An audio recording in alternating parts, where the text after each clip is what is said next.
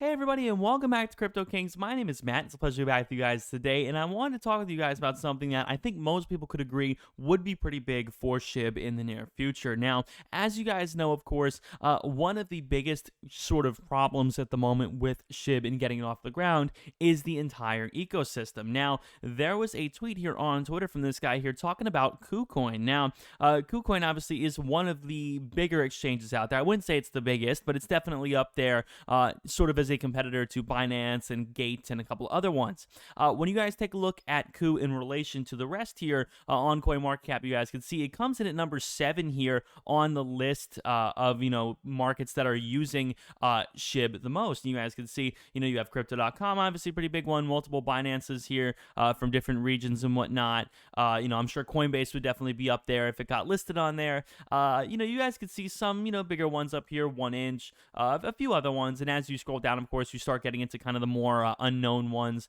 a little bit. But, of course, ShibaSwap here is on the list as well, spread out. But the main thing is that some people are talking about on Twitter today saying that, hey, what if KuCoin decided to list Leash and Bone? And your users will benefit greatly from the full Shiba Inu ecosystem.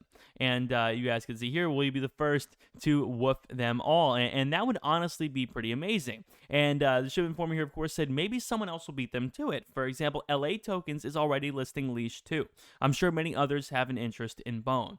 And really, this is kind of the problem, man. A lot of these tokens do really strongly relate together. Now, obviously, you can use Shib to earn Bone and Leash or vice versa with ShibaSwap. It does have a lot of different functionality between Berry and staking and all of that. So there are a lot of options on ShibaSwap. So the more places that are able to list, the three of them and get the three of them, closely associated, so people understand exactly what Shiba Inu is, why it works, why their other tokens work. I think that would be pretty big. So again, you guys can see here, KuCoin comes in at number 7 here on the market, and for Shib, and of course that is definitely something you shouldn't be taking lightly.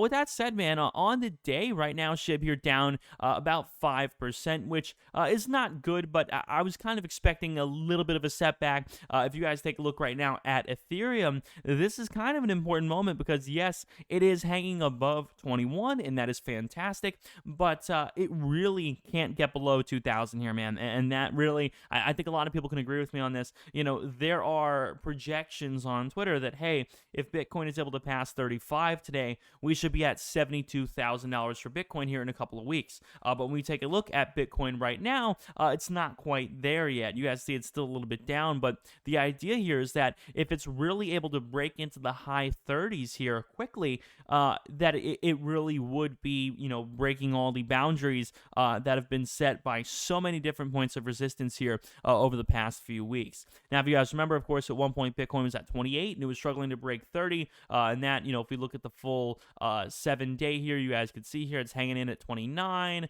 and then the 1 month, this was really the lowest, but a couple other periods where it wasn't doing too hot, right here at just a little bit above 30. So it's been a bumpy ride, to say the least. And I know a lot of people, really, when you zoom out and look at the big picture, a lot of people who bought somewhere up here are probably not very happy right now as well. So again, the goal is to watch Bitcoin fly past 35,000, and that really would help us here in the near future. Because when you look at the past month here, it really hasn't been near 35, at least since early July, and even then, every time it hits it, it pretty much crashes down. So our goal here is to watch Bitcoin not crash down like that, and of course, Ethereum would be soon to follow. And when Ethereum follows, you guys know what else happens. The altcoins decide to take a very, very nice run as well. And that's what a lot of people, who like Shib, I get a lot of comments about this as well. Oh, why isn't Shib going up? Why are you making videos about it? Unfortunately, Shib is a little bit limited by Ethereum. It's an ERC-20 token. It is powered by Ethereum, and therefore, when Ethereum is hurting very badly, a lot of your other alts are not going to be performing well. You know, a lot of these altcoins are very reliant on the Ethereum ecosystem, and that is really what needs to happen here.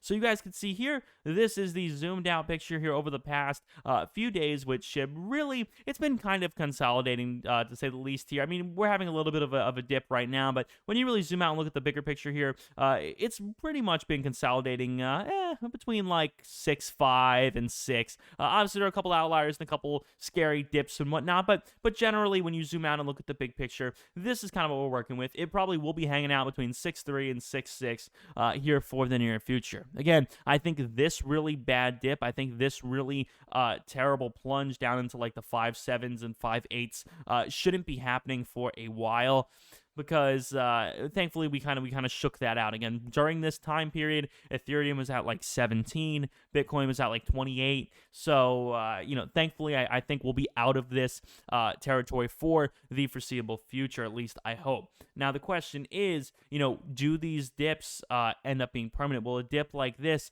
end up being fatal? Will we see another dip like this where it goes down to, you know, 5.9 and hangs out, and, you know, you see some candles around there? I don't want to see that, obviously, but, you know, I do think we have to consider that the possibility. Really, I think the most important thing is that whenever it does break through this little, you know, support line here at like 6.25, once it breaks through that, how long does it hang out below that? If you guys notice, it charts back up pretty quick. Just in a few hours the last time it fell below that. And then same thing here, you know, kind of charts back pretty quick, which is good. You know, at any time there's like a 5% drop, again, you guys can see here, maybe like a 5% drop here, because on the day, even on CoinMarketCap here, it says 5%. So this is a little bit of around a 5% drop, and it quickly kind of recovered. You know, when we look at the RSI, you guys can see here, yeah, at one point it looks a little bit oversold. The RSI agrees, which is always good. But really, man, the big goal here, man, is to watch really Bitcoin do something, man. I want to watch Bitcoin do what it needs to do here, man. And, you know, it's been a long time coming, but thankfully, hopefully in the near future here, Bitcoin looks like it's gearing up again. You guys can see here right now, it is rating at the relative strength index, is not rating Bitcoin as being overbought by any means. So once this RSI completes its little track here and goes towards the top, but hopefully not passing it, once it gets there, hopefully Bitcoin will be a little bit over 35 or 36,000, and that would be pretty game-changing here in the near future.